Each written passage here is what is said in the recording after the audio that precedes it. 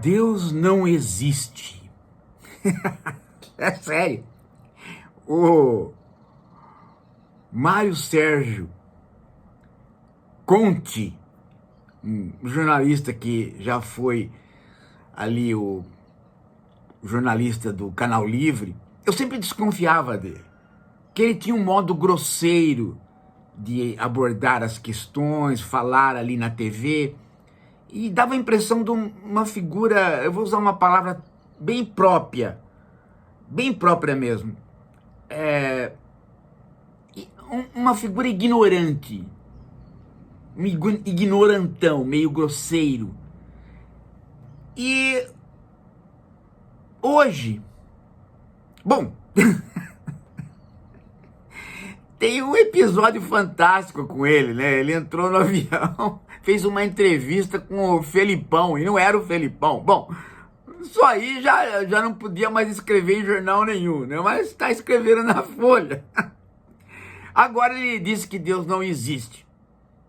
E aí ele diz que países onde há um maior número de ateus, há também uma maior felicidade, um maior progresso. E aí ele relaciona, dizendo, ele fala, olha, não há provas disso, mas onde não há miséria, não há Deus.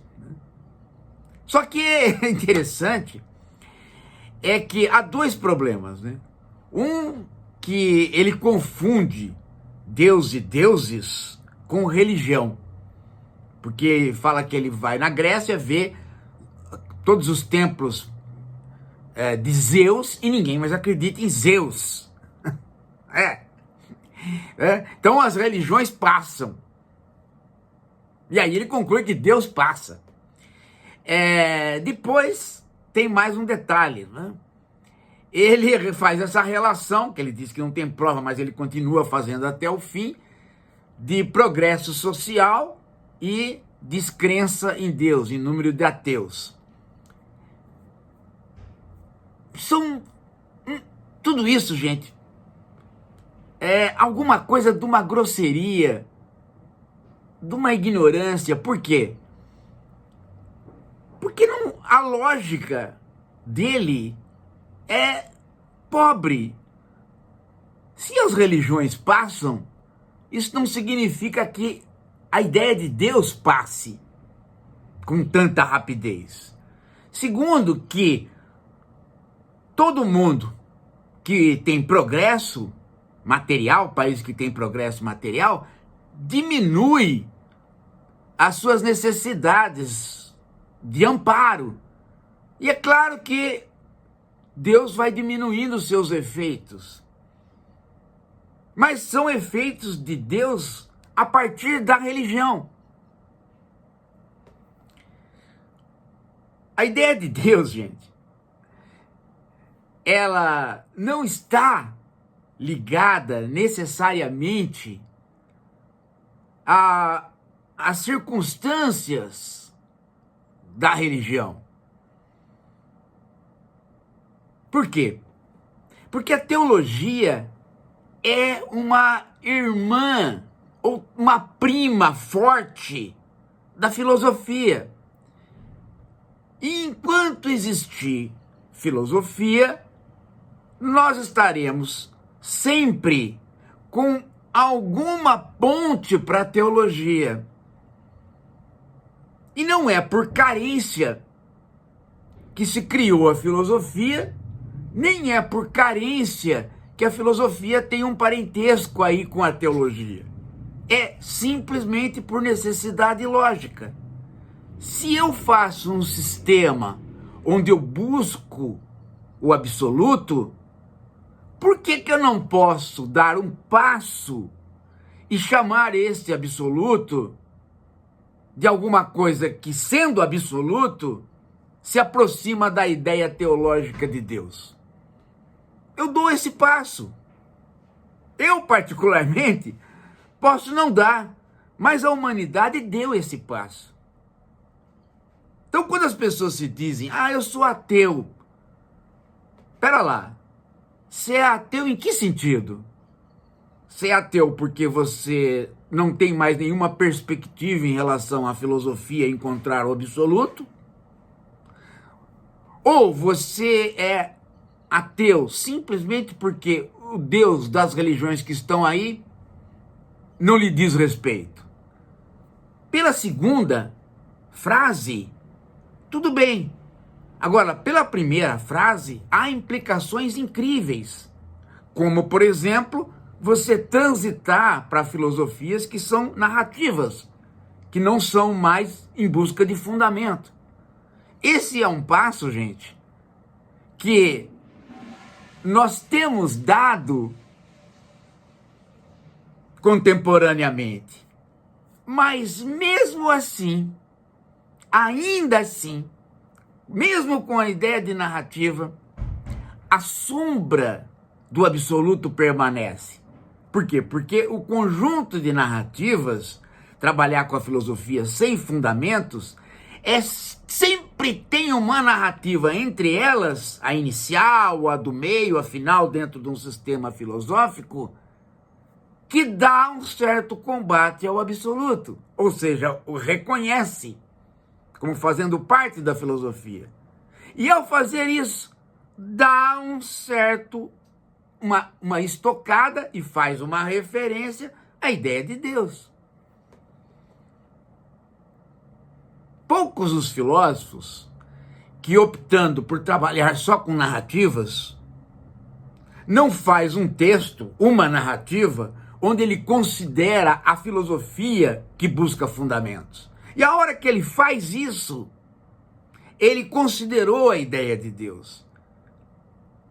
E ao considerar a ideia de Deus, ele põe a ideia de Deus na jogada da filosofia, ou a ideia do absoluto.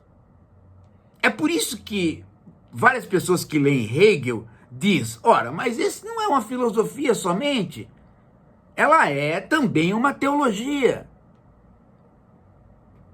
Se eu digo que eu encontro o absoluto, se eu digo que a filosofia eu não encontro, mas a filosofia tem este poder, como Platão disse, por que que eu não posso nominar o absoluto da ideia teológica de Deus? Ah, porque provavelmente eu já fiz a confusão entre Deus, eu já coloquei como uma figura humana, portanto eu já fiz o antropomorfismo, ou porque eu ainda não entendi que eu estou acreditando no Deus das religiões. Tanto faz, gente. Tanto faz. Qualquer um dos casos, eu já fiz a consideração a uma busca racional pelo absoluto. E a hora que eu fiz essa consideração, pronto, gente, eu já repus a ideia de Deus no âmbito da discussão intelectual. Portanto, eu já estou acreditando que há uma importância muito grande na ideia de Deus que não advém da miséria humana. Ora bolas, é impressionante que uma pessoa que fez jornalismo e se mantém no jornalismo não tenha esta base mínima de filosofia do ensino médio. É impressionante. Eu não preciso de miséria humana para tentar encontrar alguma coisa que seja o absoluto. Platão não passava nenhuma miséria humana. Platão era das elites, estava muito bem de vida, simplesmente ele achou que a justiça que os homens executam não é a justiça. Deve haver uma justiça que está para além daquela que os homens executam, até porque deve ser ela que dá o alimento para que os homens tenham uma ideia de justiça. Pronto, eu já considerei as formas absolutas, e ao considerar isso, eu estou a um passo de dizer que, e aí a Idade Média faz isso, né? que essas formas absolutas estão numa mente, a mente de Deus. Pronto, já introduzi a ideia de Deus como ela está no monoteísmo. Mas se eu quiser voltar e tiver deuses, como Platão acreditava, também posso. E Sócrates não era nenhum homem miserável, nem muito burro, quando dizia que ele tinha um daimon, que ele tinha um Deus que falava para ele. Talvez seja uma forma dele dizer que ele tinha consciência, mas isso somos nós, contemporâneos, olhando para Sócrates. Ele provavelmente, talvez, não pensasse que era uma forma de falar da consciência. Ele simplesmente podia realmente acreditar que tinha um daimon, um gênio, que falava por ele. E que negava certas coisas que ele devia fazer. E quando ele desobedecia, ele ia mal.